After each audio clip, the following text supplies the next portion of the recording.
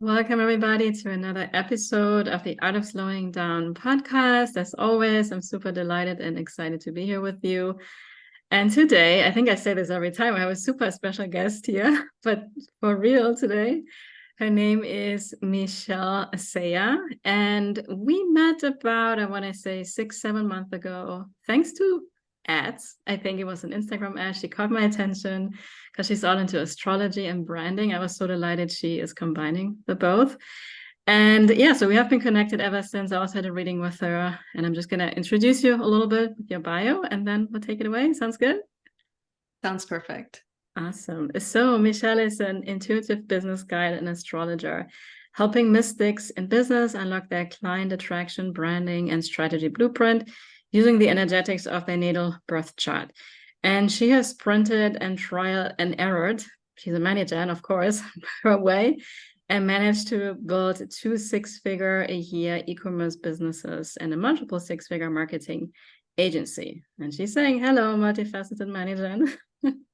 All through experimenting with the energetics and manifestation practices of her astrological design and connecting with her spirit guides behind closed doors. So astrology and spiritual work is the secret weapon that has helped her to transform past trauma, low self-worth, and actual poverty into her desired reality today. So welcome, Michelle. Thank you so much, Analena, for the beautiful introduction. I'm so honored to be speaking with you today on the show and so happy that our paths crossed this year. Yeah, likewise. And just so everybody knows already, we will be also looking at Michelle's chart later on. But first, I actually wanna talk a little bit about your journey, like what brought you to astrology and what were you doing before that? So as a ManiGen, I dabbled in a lot of different things. I've always been kind of an introvert and into creative arts as a child. I was very quiet to myself. I didn't speak much because I struggled with a stuttering problem. I was bullied a lot in school. And so I would just keep to myself, engage in art and painting, and I started falling in love with like fashion design, making clothing. So I worked really hard to study, get into fashion school in New York at Parsons New School for Design. That was like my track, and that took like tooth and nail to do that because my family, my parents were not okay with it at all. They wanted me to be a doctor, a lawyer, or an accountant. It's a cultural conditioning that is very common for Asian Americans. And it was after I graduated from fashion school and working in the fashion industry for a couple of years that I realized like that world and industry, although I love the craftsmanship, the industry wasn't for me. There was a lot of power struggles that I've noticed happening in the industry that was happening at large. And I also felt like something was missing. There was this nudge, that a whisper, there's like a deeper calling here, but I couldn't really make out what it was. And I remembered like throughout my childhood, going into college and adulthood, I've always been fascinated with like occult stuff. Like when I walk past a store and I see tarot cards, I'd be like fascinated by it. When I see like astrology signs, I'm like, ooh, but scared to engage with it because I've been taught and conditioned socially around me to not touch that stuff. Yeah. Some of my family members, they are religious, and growing up in my neighborhood, I have a lot of friends that are Christian and Catholics. So they've always kind of like pulled me physically away from those stores. And so I was feeling very, very lost. Like after a couple years into the fashion industry, decided to then get into like higher education, worked in like social media management, and yet something still felt like it was missing. I was constantly engaging in careers that I thought were socially acceptable in the eyes of other people, that were considered respectable in the eyes of other people. And I was such a scared, like people pleaser. I can relate to that. Yeah.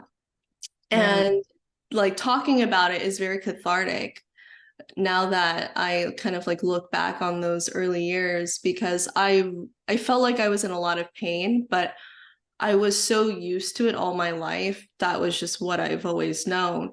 And there was an incident at work where there was a shooting that happened. And that incident basically kind of snapped me like wide awake. It jolted me. It was that moment where I just kind of looked at myself very differently. And I realized, I felt like I really understand my sense of like mortality and how fragile life is. And I haven't been respecting myself and the journey that I've been on. I've just kind of muffled my own inner voice down for the longest time. And so during that time when the incident happened, I quit my job. I ended a really serious relationship at that time. It was they were also from a very like religious family.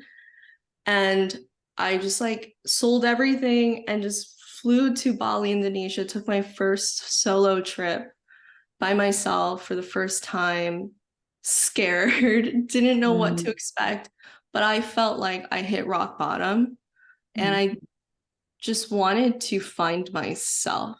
I didn't want anyone around me that have been telling me all of these things and making my mind so noisy. I just wanted to be in solitude and just like think and hear myself for the first time. And so I was in Bali for about 3 to 4 weeks. And that was when I started having this like massive spiritual awakening. I started talking to different practitioners and healers that were having like thriving practices in Bali. I had a very powerful astrology reading also in Bali. And that was when I realized, wow, I feel so connected to this exploration system. And I was so scared at the same time, but I felt so called to it. It felt like such a powerful force. It felt like home. And after that trip, that was when I decided, okay, I'm going to start studying this more seriously. I'm still going to honor my ManiGen and explore different entrepreneurial endeavors. So that was when I started my e-commerce brands, my marketing agencies, and that helped give me the financial stability and capital to then invest long-term into my spiritual development, mentorship, finding the right coaches, programs, being able to study astrology more seriously and really prepare myself to like just help other people also release that conditioning and release the fears of truly being seen, going on that journey, navigating it through the vessel of what I like to call their sacred business. So that was kind of the wobbly journey to get to where I'm at today. Wow. So from scared to sacred. It's almost the same letters in the word, right? Yes, Yeah. absolutely. I want to share with you. So I had another recording here for my podcast as well. She's a model, also fashion industry, and she had a very similar. She went to Bali, which she said in a different way, but it was exactly she had to get away from all the noises outside to find herself. And I have been joking a little bit the last few weeks. I literally, because I found it so profound when she described it, and now you again, like, I think we all need to go to Bali for like a month or so to some of those sacred spaces. And you're the second person, and I'm like, maybe I need to go to Bali. I think there is a special energy in Bali for Yeah. sure. Eat, Pray, Love definitely influenced me, Yeah. the book and the movie. But once you go there, yeah, especially if you have the courage to go by yourself, I feel like it can be a very powerful journey. Yeah, no, definitely. Yeah, I have been like one thing I've been called is especially the mountains, more nature mountains, because I live in Florida and the nature here is just I mean, there's palm trees and, you know, everything is flat. A lot of like kind of fake way of creating nature because everything is man-made for the most part. So yeah, just thank you for sharing that. And I would love to hear from you also. So in your bio, you were saying, right, you actually experienced poverty in your early life. Would you mind talking, because you know we like to talk about, I like to talk about money a lot, and I think that's just something um would be super valuable for the audience, and I'm myself super curious to hear a little bit about your transformation. Yeah, absolutely. So when I think about my relationship with money and scarcity, this is definitely an ancestral wound from both my father's and mother's lineage. So they immigrated here when my mom immigrated to the United States when she was about only like 13, 14. And my dad came here. He was a refugee. He escaped from war. He was a war prisoner from Cambodia, Laos during that time. And he came here, I think, when he was about in his like late 20s or early 30s. I have to ask him about the exact age. And they started working at the grocery store, like bagging groceries. And they like the pay was super low. When they met each other and decided to get married and they were pregnant with me, my mom had two other brothers, so they're my uncles, and so three big families lived in like a 1-bedroom apartment. Wow. And some of them like slept on the floor. Mm. And that was the way they started their journey in America to like chase what people like to call the American dream. And everyone has like a different definition of that. But my family really believed in the American dream. My grandmother, grandfather really believed in it. And so they were bagging groceries and started from that and worked their way up.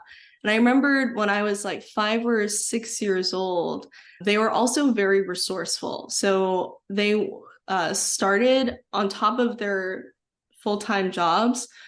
On the weekends, we would go to like different flea markets. We wake up at like 4 a.m. I was like around 4 or 5 at the time. And I would go with my parents to the flea market and sell stuff, like sell jackets. And I would make like little clay turtle earrings for like $5. I would just like make it at home because I like artistic stuff. My parents, they didn't give me an allowance, which is totally fine. I was just glad to be going along with them to the flea market and sell like my little turtle earrings. So I would save it up and I would just like use that to like buy more supplies. So I learned entrepreneurship when I was very, very little because it was out of survival. Yeah. So I started entrepreneurship, I feel like out of a trauma response. And it was a good stepping stone for me because I needed to learn and understand my relationship to self-victimization. Because for the longest time, like especially when I went to college, I saw a lot of students around me that did have trust funds, because when we go to fashion school in New York, some people are very wealthy. And I felt very intimidated. I've saved up money to go to school and I had like a really strict budget. And I was kind of in a tipping point when I was transitioning from scarcity to wanting to be in an abundance mindset and wanting to explore and learn. And like, I was hungry to be successful at the time. I was very much falling into like the trap of hustle culture because it's all I've ever known. It's all I've ever seen my parents do. And it wasn't until I've reached complete burnout trying to catch up with the people that had like $15,000 a month allowances. Like the different definitions of wealth was just so different. And that's not the background I came from. So I did what I could to make ends meet. And it was really difficult.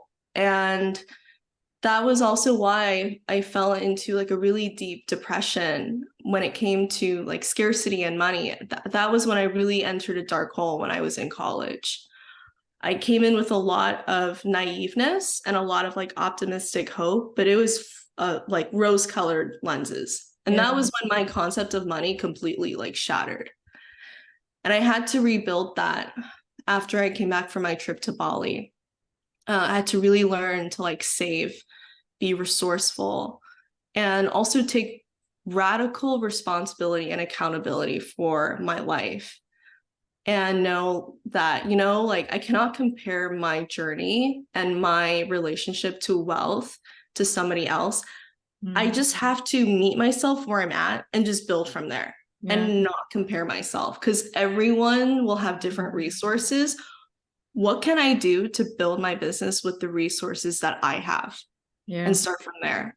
And that really helped me over the years, like slowly release like this money story and that money story. It'll always be an ongoing journey, but it's like night and day now compared to where I started. And it's very fascinating to kind of be in that witness mode and look back on those times. It was very difficult.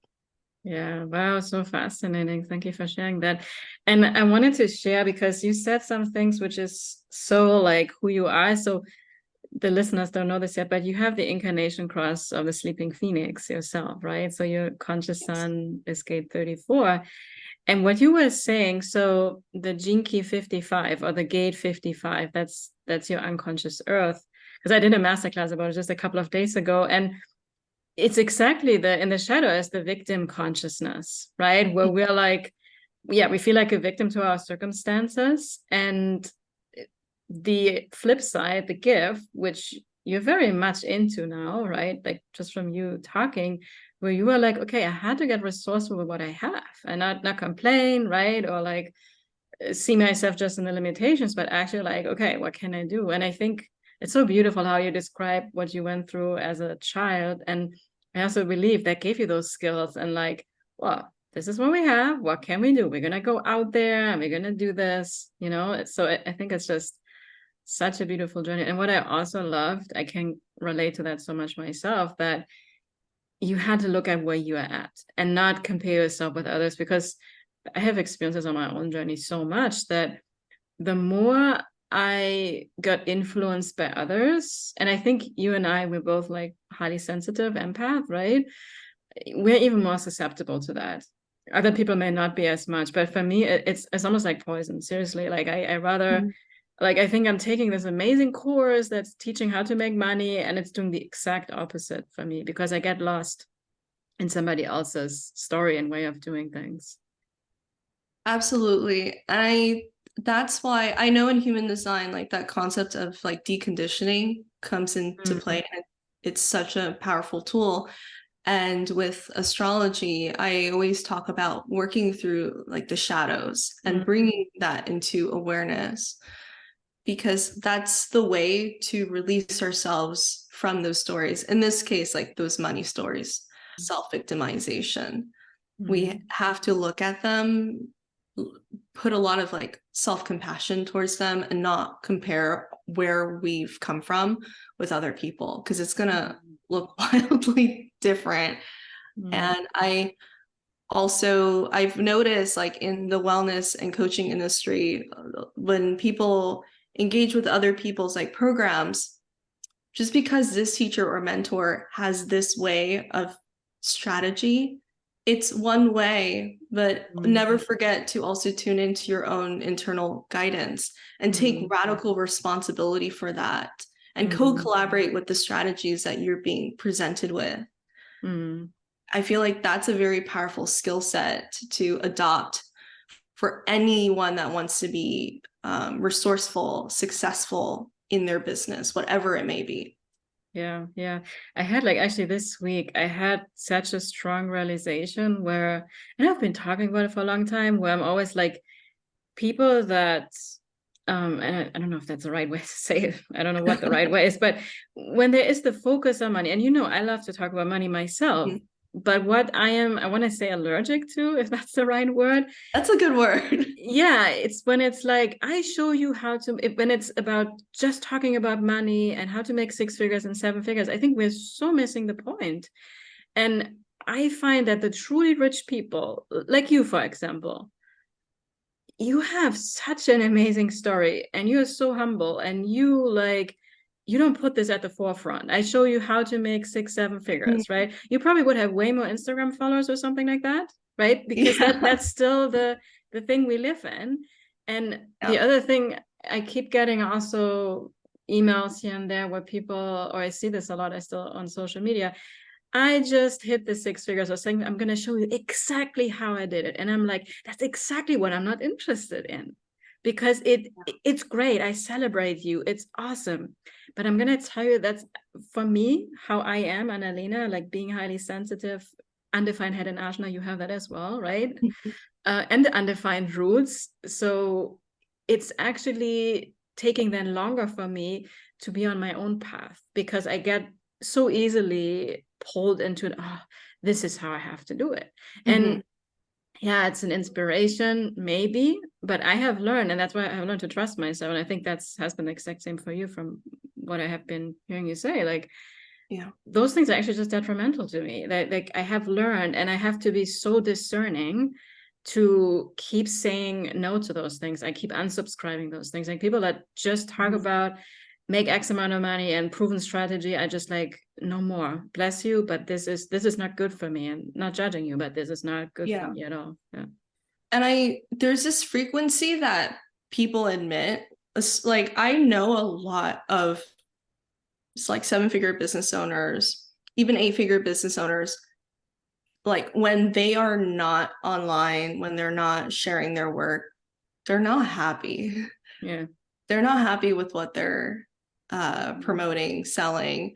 And there's a frequency that you can sense, because we're both highly sensitive. Maybe on paper, materially, when we were talking about the capitalistic like currency of money, that is what people might subjectively view as a lot. Everyone's definition of a lot, not enough, is going to be different. But when it comes to like spiritual wealth, you can feel that. Is that person at ease? Does that person feel enough on the inside? That's a level of wealth that must be at the core and foundation of any business you have. Spiritual wealth has to be at the core. Yeah.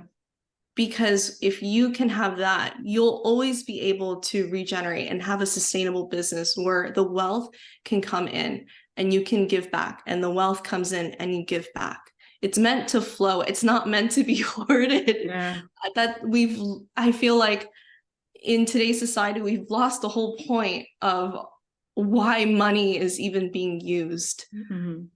It's to connect. It's to build deeper connections with other people. And I also, this might be my midheaven and Aquarius speaking, but it's also to help provide for others with lesser means. And it's just a way back to love. I just literally like 20 seconds ago, I had the thought, it's here to be shared. And now you're saying it. And I'm an Aquarius and my sun, right? So I'm like, and I'm just going to give, so you have also in your chart gate 45. I have it also in my chart. And that's about the equitable distribution of resources. And also in the Gene Keys, it talks about that. So these businesses that you were describing, those 7, 8-figure businesses, I believe they're built on greed and fear. Because it gives people an illusion of safety, right? And a false sense of happiness. And like you say, and I've heard this from so many people now, right? Like, yeah, they make the 7, 8 figures, but they're deeply unhappy. I wouldn't want to trade with that. I literally, I would not. I'm like, I have almost come to the point where I don't even think much about money anymore. It's still like a thing, and I'm still working on a lot of things, right? But I'm like, so many people tell me, and you probably do too, like, oh my God, like you made it. You're so happy with what you do. You look more vibrant than 10 years ago. I'm like, yeah, I think I'm turning around in genetics or something, because I really love what I do, right?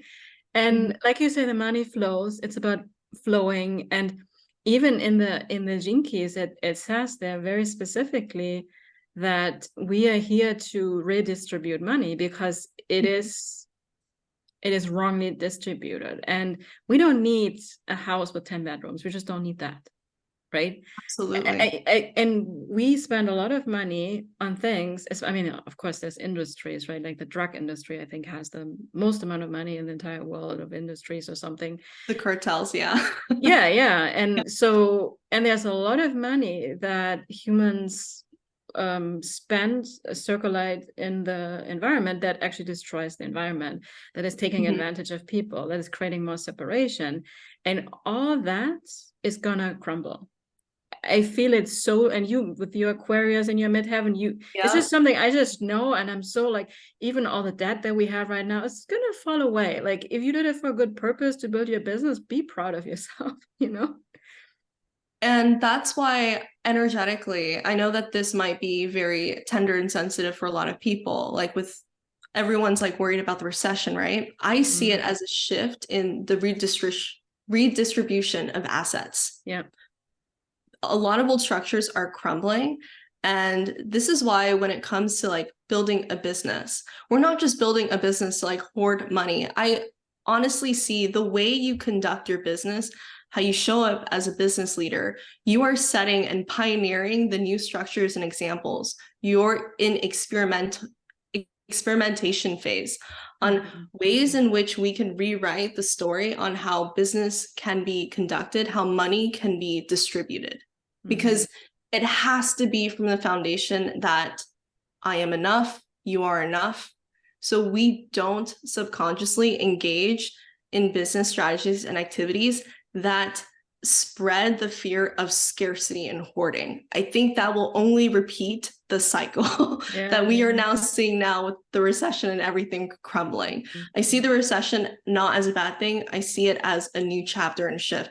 The tower must occur for a new beginning to happen. Yes, I feel the same way. I'm always like, this is exciting, guys. This is the best time to be alive. And stuff. It's a great time to be alive. Yeah, and I also have realized for myself that in terms of the more money I have, the more responsibility I have. And I have realized for myself when there were times where I was more struggling with money was because I wasn't ready for that yet.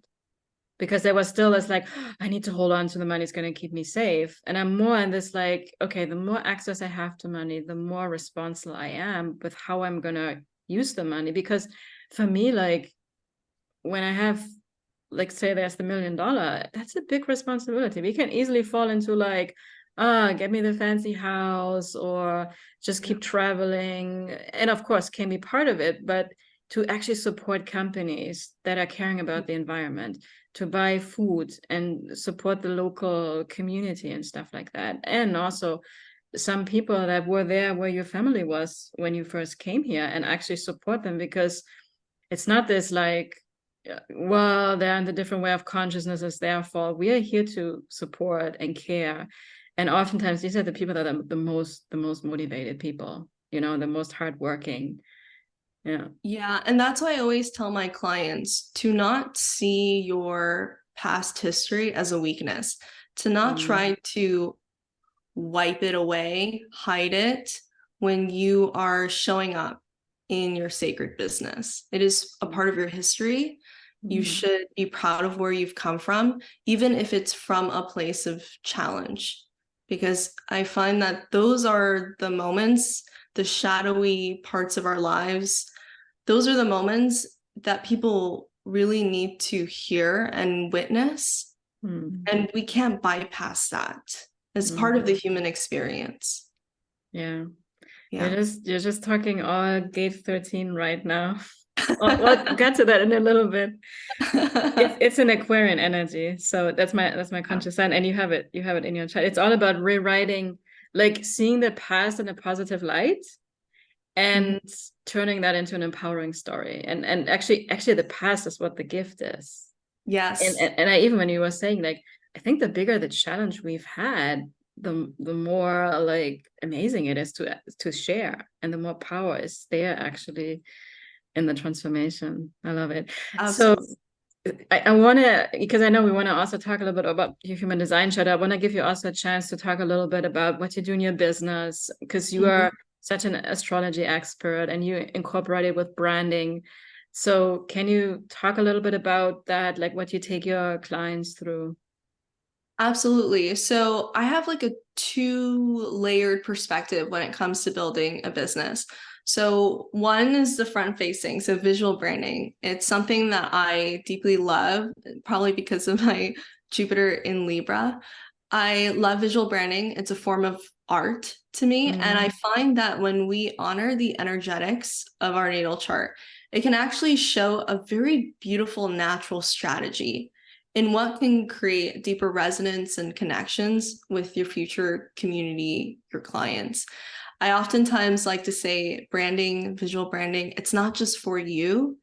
It serves as a lighthouse for the people that you want to help support.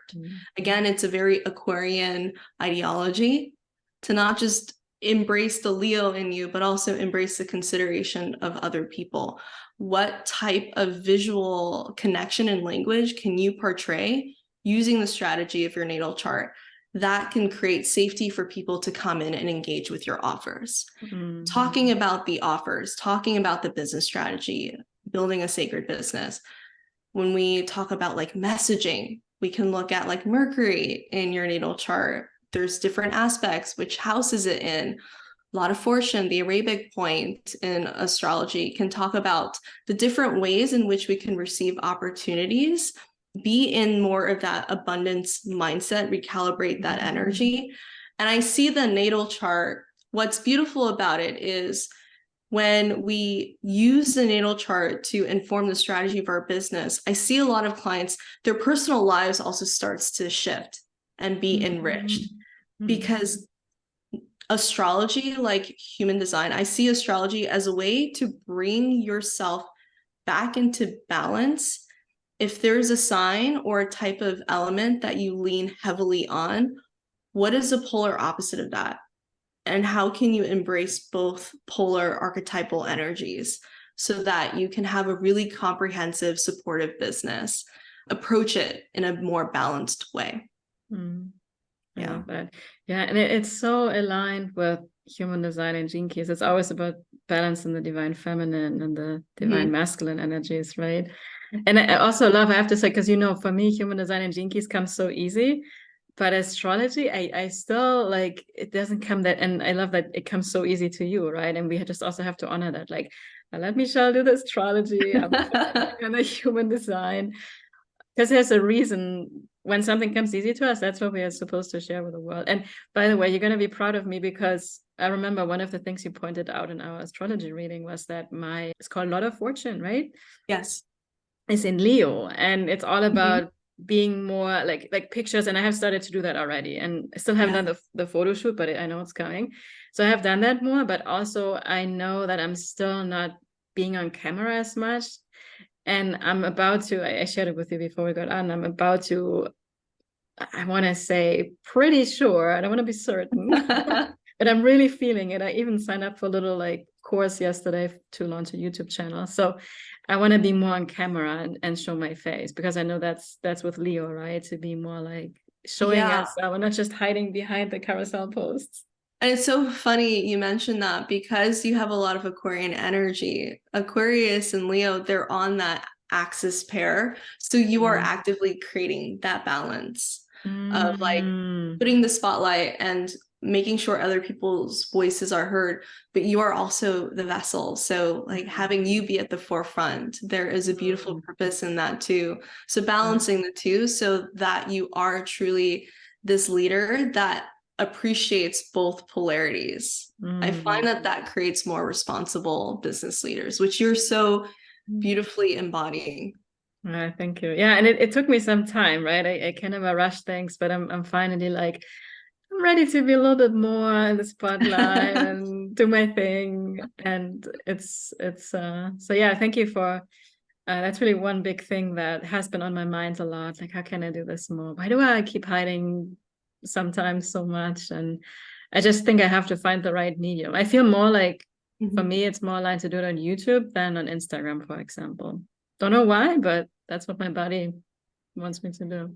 Yeah. And I like that you kind of trust your internal guidance, and it's just like going towards a path of least resistance sometimes Yeah. is the best way forward. Mm. And I do love YouTube. I personally love YouTube more than Instagram, Yeah. to be honest. Yeah. I love long form content, and I'm Mm. very engaged when I get to like see people just like with Mm. their body language and facial Mm. expressions Yeah. engaging. Yeah. Yeah. Yeah, it was amazing because yesterday because my mind would be like, well, it's way too late to start a YouTube channel, right? Everybody already has it, way too much competition. But the course that I signed up for, the guy was actually saying that it's the best way to build a community. And I have so much community energy in my chart. You were pointing that out as well in the reading. And I was like, oh, like now I get it, why I feel so drawn to it, And so, Yeah. yeah. And Well, I I'm definitely need to follow your YouTube channel yeah, now yeah. that I know Like you're starting one. I invite you first thing. So it's already there. It's just I have some old stuff on there. I had a YouTube channel called Analena's Wonderland 3 years ago. I did it for like 2-3 months, and then the ManiGen was like, not feeling it. And I'm just coming back and gonna have my podcast on there and some other like, human design, Gene Key stuff. So awesome. Beautiful. Perfect. So are you ready? Would you like for me to look a little bit at your human design chart and we Sure. geek out a little bit on that? Absolutely. Okay. I'm Absolutely. I'm so excited. You have no idea. No, literally, I just pulled your chart like 15 minutes before we hopped on the call here today. I So love that we use genetic matrix. yeah, that's definitely the coolest. Yeah. So you are 3/5 manifesting generator with emotional authority, like we already said. Right angle cross of the sleeping phoenix. Conscious sun is the gate 34, which is such a beautiful energy. And so one of the things that really stood out, so you have that 3420 channel, which is really like that's your conscious sun and earth, right? That's the manifesting generator energy. And it's extremely powerful. It's the most powerful energy to the throat, actually. Mm. And you also have the G center to the throat. So here, like this channel 1020 is also, so you have all the power and then also the heart and all the softness. It's highly actually vulnerable energy when we have the G center connected to the throat. And you were sharing that as a child, you were so quiet, right? Mhm. And I mean, you suppressed so much, right? As you were young. Oh yeah. My parents told me that being sad and being angry was not acceptable. So I just hid it from people and I put it Wow. into my art. Yeah. Yeah. Thank God you did that though.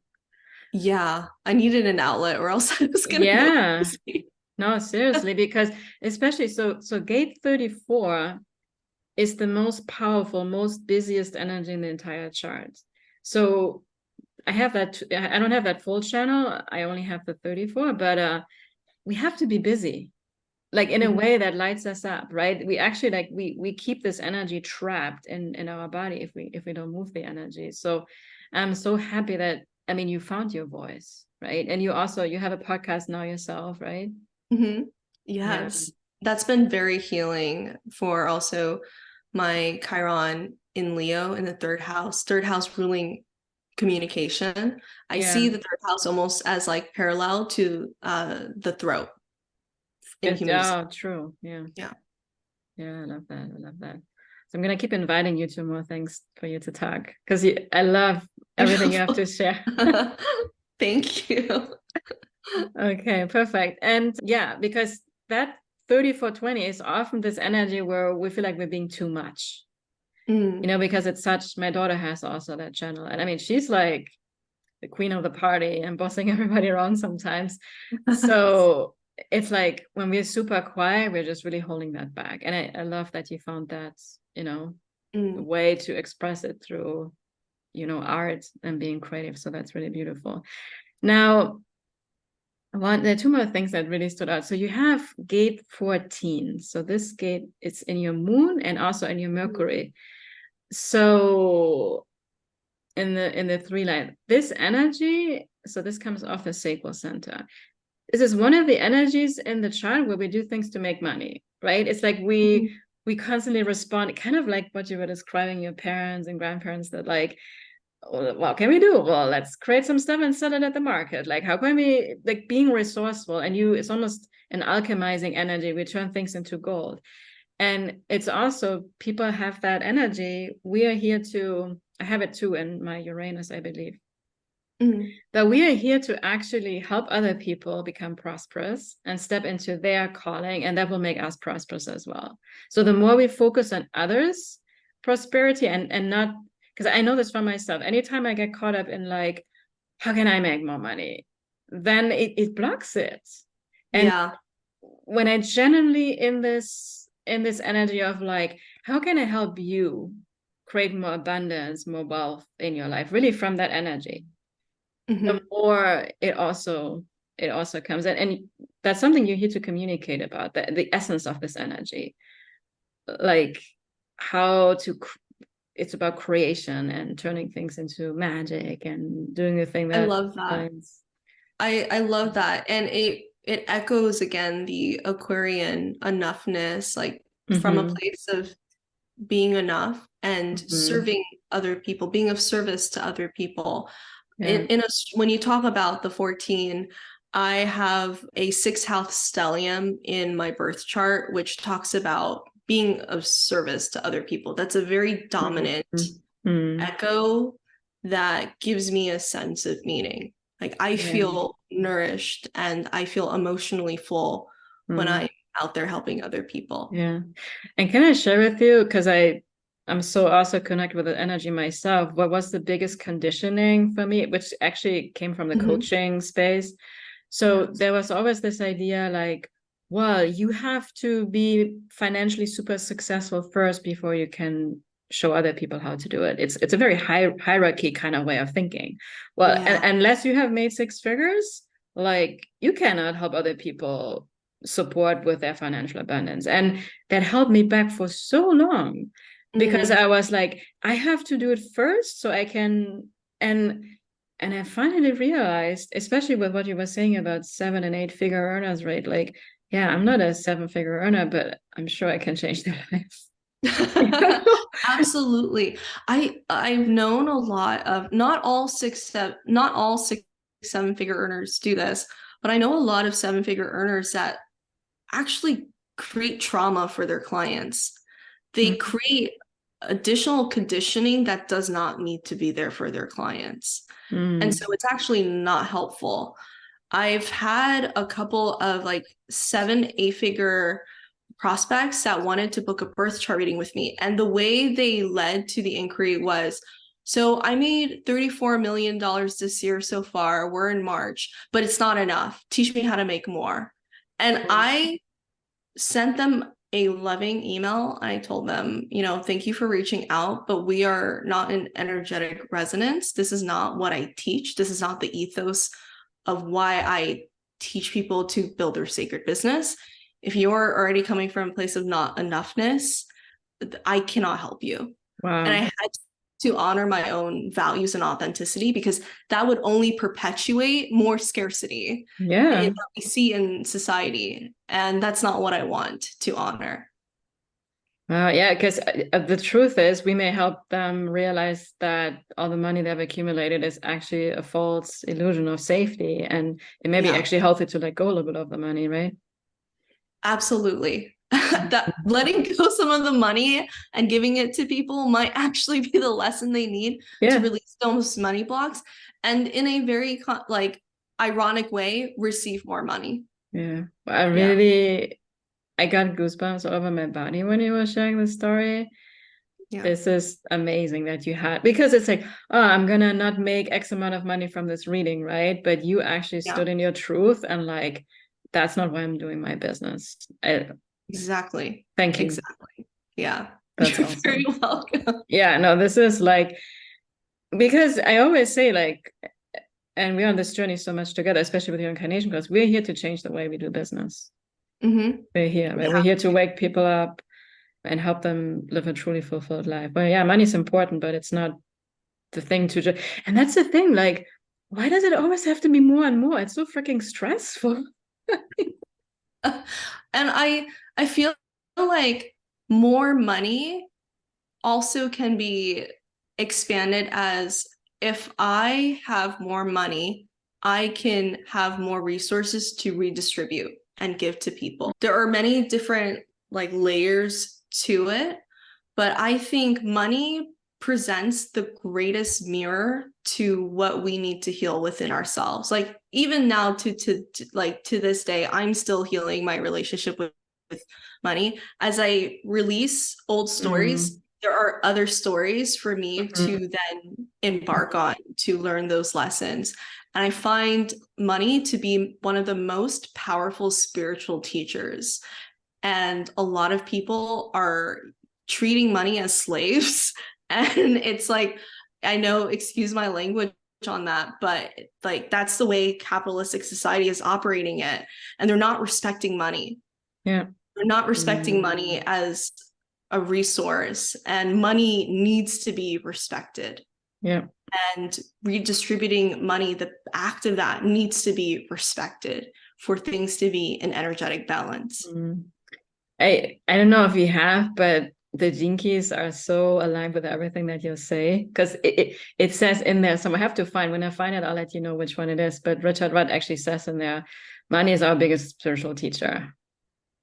Yes. And you just said it. So that's so beautiful. So one thing, because you're right now, you're 30 years old, that's your Saturn return. You're right in it, right? So when it comes to human design, yes, I'm technically in my Saturn's return, because Saturn in Pisces is crossing, it's in my 10th house in the career public sector.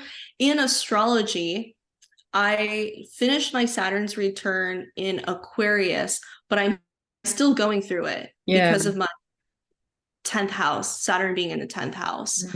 So it still feels like a Saturn's return, to be honest. And that could also be illuminating because of the human design body graph that I'm seeing. Yeah, it's kind of the way we say in human design. It's like you feel it some years before and after, like, and then there's a very intense phase around the date, right? But it's not like, oh, hi, here I am, and then tomorrow it's done or something like that. So it's like it's a gradual transition, because you have, so in your Saturn, you have gate 13 and you have gate 19. Now, first of all, these are both Aquarian energies. They're both in Aquarius, right? So gate 19, it's like, this is like a shaman energy. It's like the mostly highly sensitive energy in the entire chart. I have that that's actually my Mercury, funnily enough. So, and we can sense the needs of others so well. That's why we also, like you were saying, you were scared people pleaser, right? We always want to make it right for everybody. And just because we can sense what others need doesn't mean we have to do all of it, right? But it's so, like, you're so highly attuned to all of that. And the shadow is codependency, right? Where we're codependent on, how other people are, or what they say, or what they do, or even when we're codependent on something outside, anything outside of ourselves in a way, right? And and really, like, many energy healers, high intuitives like you are, right? Like have that energy. And yours is in gate or line 6, so it's like 19.6. So the 6 energy is always like a very wise teaching kind of energy. So I feel like you're doing exactly that, because especially for your age, like, I mean, you're like I have a little sister, and she's actually a little bit older than you, also born in 92. So like, I'm impressed by how much wisdom you have at this age. I think it's really incredible. Thank you for, I find that like it's hard for me to receive, because I feel like I'm still a student in so many ways. And I know that's my South Node in Gemini talking. My North Node is in Sagittarius. And the lesson for me here is like to truly embody and believe that I am the teacher. And I feel like for like this lifetime, that is something that I'm continuously learning to embrace and receive. And it's like peeling different layers of an onion of belief. So thank you for seeing me in that and helping me heal that wound that I have. Yeah, you're welcome. I see you super wise, and like, wow, it's really incredible. So then on the other side, which is your unconscious, which is the really even like the whole subconscious, right? So you have the 13. we call that the design side. That's based on 88 days before you were born, when you were in your mom's womb. So it's gate 13. That happens to be my conscious sun, funnily, because when I was looking, it was like, she's 13 and 19. So gate 13 is here at the G center, and we call it the gate of the listener. And this is all about this energy. I said it earlier about looking at the past in a positive light. So it's kind of very easy for us. Like when somebody comes to us and it's this energy, like people just share their deepest secrets with you. Like even though they don't know you, they have no, like they just share everything with you. And we're very empathic. Empathy is the highest frequency of this energy. And we're like, we don't judge. We're like, okay. And like, how can we use this to rewrite the story? Like you shared your story about poverty, right? So the more you are in this energy of like seeing everything from your past in a positive light, because we always have to apply it to ourselves, right? And the more power, because Saturn, like we need to kind of learn the lessons from Saturn to be fully stepping into the blessings of Jupiter, right? Jupiter, as you know, is all about money, prosperity, and that. And then 13 also is all about what you did with going to Bali, about it's the gift in the gene keys is called discernment, where you discern what is good for you, what is right for you. Like you were discerning with a reading, like this is not, because the listening is like we have to listen to our own heart. We have to listen to our own voice inside. That is always where our guidance is coming from, right? And yeah, the more we do that, and it's also like we are natural guides of others just by being in our presence. And it's about just when somebody comes to you and just listening. I have to still like sometimes just give myself credit for that just when I allow other people to talk to me and I just listen, that in itself is a huge transformation, because people, they want to have a loving space to just be listened to and to be received. Yeah. Being witnessed is, I feel like, one of the most like healing tools that you can also help facilitate or receive. Yeah. A lot of people that like early on in their journey of wanting to, you know, help other people, be of service to other people in the wellness spiritual space, they always tell me like, I have a lot of imposter syndrome. What if I can't do it? I'm like, just you listening, active listening, start there and really connecting with that person, not from all of the different egoic roles and hierarchy structures that like capitalistic and like standard business practices, patriarchal business practices have put on you. Like you have to connect with that person like in full empathy, and that person will feel it. And that alone can be so powerful, because most of the clients that you might start off connecting with, they've never truly been heard before. Yeah.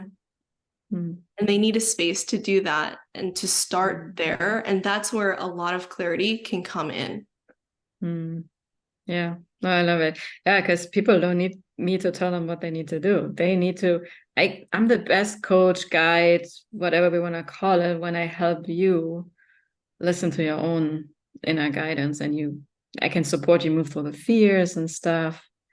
But so just to tell you, like, it's such beautiful energies in your chart, right? And I really like, just from knowing you now since the beginning of this year, like I'm really impressed how you embody those energies. That means the world coming from you, Analena, because I respect your work so much. And looking at your birth chart for mirrors, in a way, you're embodying your lessons and your strategy in your chart so beautifully as well. Oh, we're doing awesome, apparently. Okay, beautiful. Well, obviously I could talk about your chart for way longer, but I want to also be conscious of time. So I wanted to also give you an opportunity to let people know how they can find you, your podcast, you know, if they are keen to work with you. Absolutely. So you can find all of my offerings over at michellesaya.com. I'm also very active over on Instagram. So at Michelle_Sayas, where you can find me, send me a DM saying hello. happy to help direct you to any resources you need. In the link in bio of my Instagram are all of the different offering invitations that you can engage with to see what resonates most with you. Yes, and I highly recommend it. It's awesome. And then your podcast is called State of Being. I'm going to make sure I put all of this in the show notes. And one final question I have for you before we hop off is, I always ask everybody this, what's like the one core message you want to leave the listeners with? Or one wisdom insight? Yeah. You are enough.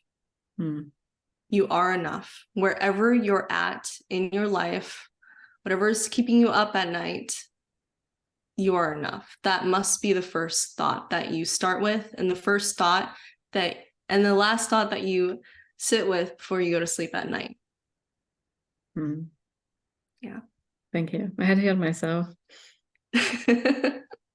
I should go back to other podcast episodes and get those nuggets of wisdom and write them all down. Thank you for that. Thank you for this amazing, enlightening, empowering conversation. I had an amazing time. Thank you so much for being a lighthouse and just paving the way. I truly admire the work that you do. I resonate so much with your energy and your vibe, and I'm just so honored that our cross has passed. So I'm just so glad. Yeah. Likewise. No, I'm really happy I feel like we're on this journey together to really collectively, because we can never do it alone, right? To really get this message out into the world. So I'm also very honored to have met you. I also deeply resonate with your work and everything you do. So thank you for that. And you listeners, thank you for being here as always. I'm pretty sure you had an amazing time listening to this episode. And as always, I highly recommend you may listen to this again to get even more out of it. And like I said, everything about Michelle, how to get in contact with her, is going to be in the show notes. And as always, I'm very happy and excited to be with you all on the next episode.